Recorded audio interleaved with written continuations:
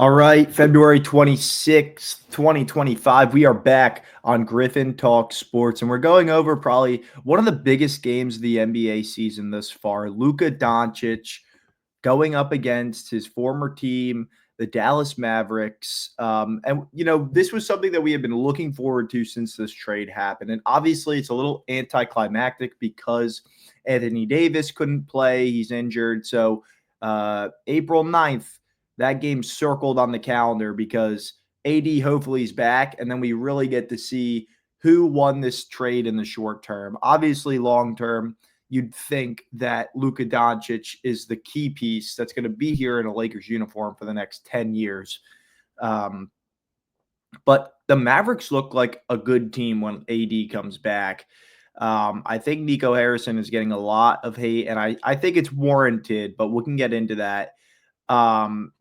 But it seemed like Luka wanted to come out tonight and prove something. He was getting shots up right away, as you could see in the box score here. He had a pretty great first quarter, but he got cold. He couldn't really make some shots. But you see, this is where Luka's so good. He fills up the stat sheet: 15 rebounds, 12 assists, 3 steals, 2 blocks, and played pretty good defense. I think Luka is, super undervalued from the sense that he does stuff that doesn't always show up in the box score points wise. But when he's grabbing 15 rebounds a game and setting up LeBron James to score 27, this Lakers team is dangerous. And I, by no means, am a Lakers fan. I'm actually a Clippers fan somehow. And this is, kind of an awful trade because the Clippers and the Mavericks, they have, battled in the playoff. Luka has gotten the better of us. We've gotten the better of him. And now that he's in a Lakers uniform, it just seems awful that we have to verse LeBron and him. But he really made up to for that poor shooting, 1 for 7 from 3, with the elite playmaking and the ability to set his teammates up. Austin Reeves scoring 20, going 3 for 8 from the 3-point line, adding in 5 assists.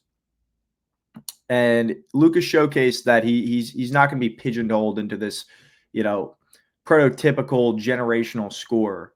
He is an all-around player, something that the Mavericks clearly didn't believe.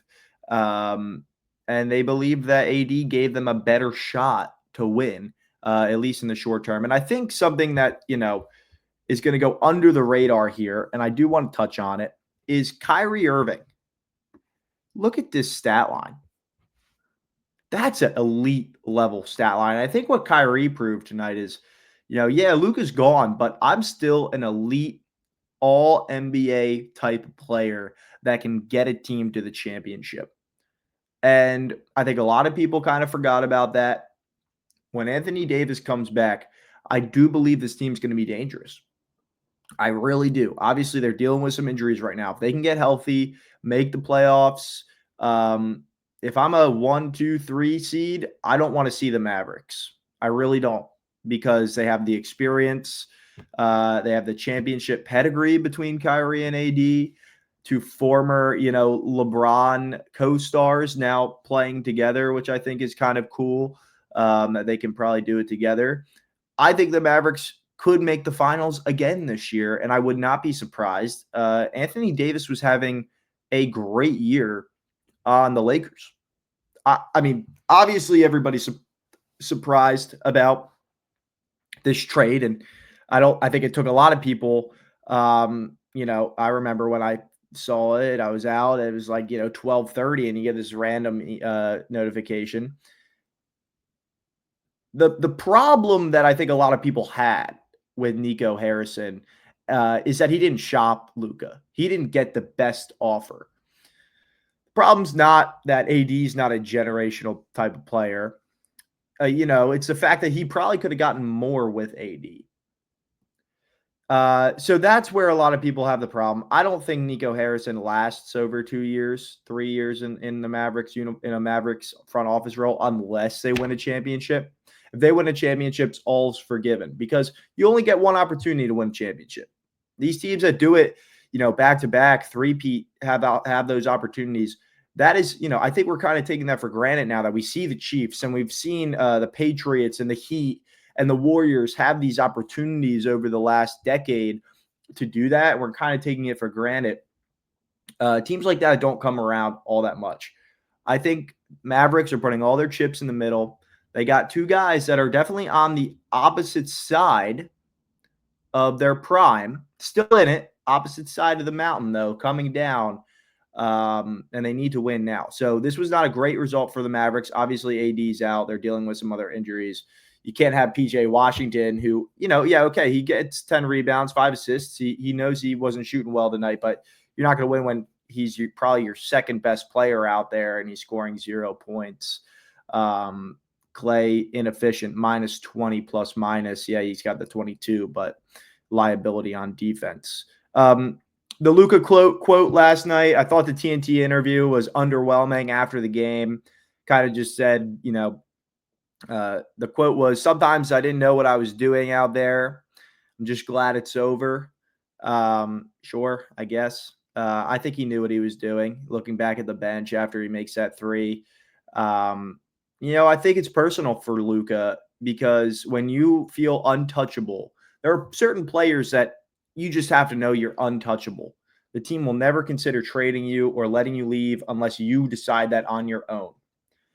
And Luka didn't want to do that. There's obviously all these rumors and kind of the smearing by the Mavericks to make themselves look good, probably in trading him with the weight issues, the beer and hookah issues, which seem out of, kind of out of left field. Obviously, I think players are entitled to have some sort of leisure if that's what they want to do. They have not everybody's going to be Kobe Bryant, right? Not everybody's going to be a fierce competitor, and they still can be amazing at basketball. I just think it's, two different things. And if the Mavericks felt like they weren't going to continue with Luka, that's fine. But I think Kobe's standard and Michael Jordan's standard and even LeBron's, I don't even lump LeBron into this conversation because I know LeBron's a committed guy, and we're kind of getting off on a tangent here. I know LeBron's a committed player, but I think in terms of just how locked in and committed to the craft that Kobe, and then you look back on a guy like, I don't even know if I want to say MJ. I think Kobe just set the standard so high on what a champion looked like that now a guy like Nico Harrison thinks that's the only way you can win a championship, when I don't think that's really true. But yeah, they obviously lost trust in Luka and felt like they needed to make this trade.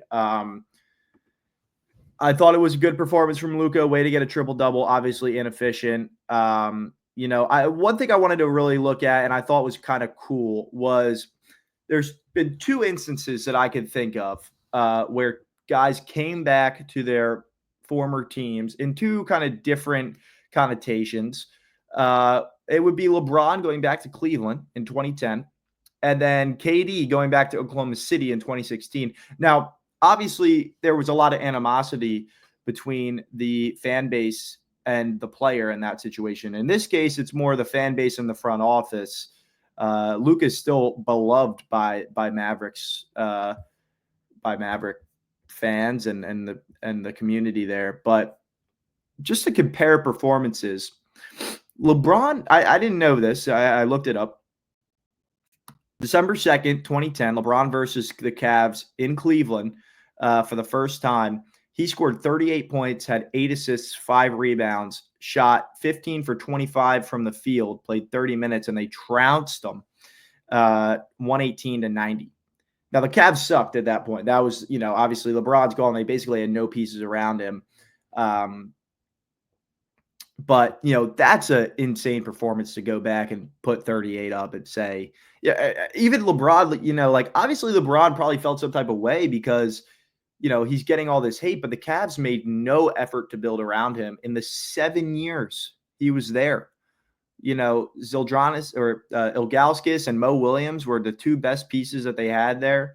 over his tenure of 7 years. I mean, that's like really saying like Shai Gilgeous go out there with a team like the Brooklyn Nets right now, or the Washington Wizards, or Jokic, or Giannis. All these guys have all-star supporting casts, and LeBron went to the finals with that team. I think people kind of overlook how impressive it is that LeBron kept that Cavs team in the top 4 of the East year after year after year.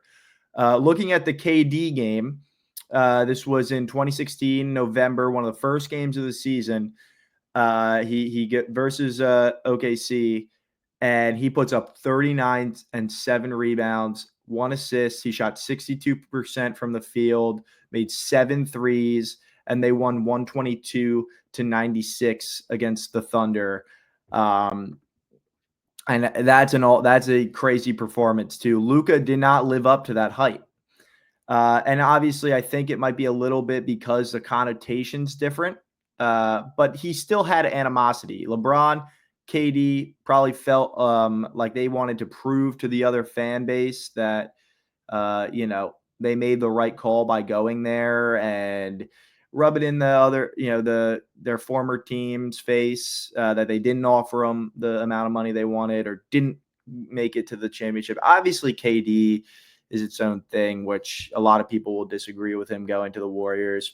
But Luka, triple-double still really impressive. He just did not shoot great, but he made an impact in the game. So moving forward, where does this leave us? Does Luka does Luka and LeBron kind of make a run this year without a big man in a big man-filled Western Conference with guys like Jokic, an underrated season from Isaiah Hartenstein, Rudy Gobert? Obviously, defensively, Rudy Gobert, not offensively. And Zubac in a 7-game series. Does Zubac get the better of this Lakers team that is going to rely on Jackson Hayes and Alex Len to, match up against premier all-star level big men? Obviously would have lumped Wemby into that conversation if he was healthy. And then even going across into the East, Celtics, Porzingis, Knicks, Karl Anthony Towns, and the Cavs. I mean, Jared Allen, Evan Mobley. To me, I don't think the Lakers have the pieces to do it this year. I think they'll come close. I think they'll make the playoffs. I think they'll be a top 4 seed. They probably can make the conference finals. But at some point, your lack of paint presence is going to come back to bite you, and it's probably going to be against Jokic or even Alfred Sengun in the Rockets. I could see kind of just imposing his will down there.